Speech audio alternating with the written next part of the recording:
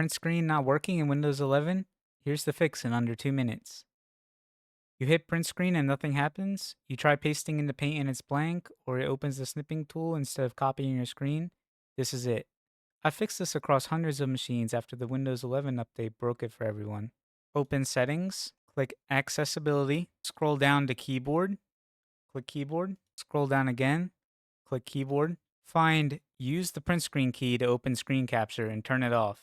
Now close Settings and hit print screen. Hit Control V. Your screenshot should be there. If that fixed it, you're done.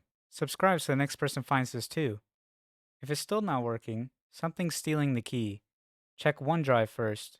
Tray. Right-click the OneDrive icon in the system tray. Click Settings, go to Backup, and uncheck Save Screenshots I Capture to OneDrive.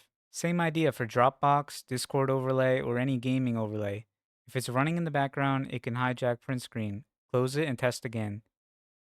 If you're still stuck, the snipping tool itself might be broken. Open Settings, Installed Apps, search for Snipping Tool, click the 3 dots, hit Advanced Options, scroll down and click Repair. Test it. If that doesn't work, come back and click Reset. Still not working? If you're on a laptop, hold FN and then hit print screen. Some laptops lock that key behind the function layer. If you have a Logitech keyboard, open Logi Options and make sure the print screen key is actually mapped to print screen. Logitech sometimes remaps it.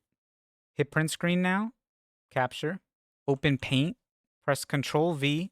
If your screenshot's there, you're good. You just fixed it yourself. If it's still not working, drop a comment. I'll help you out.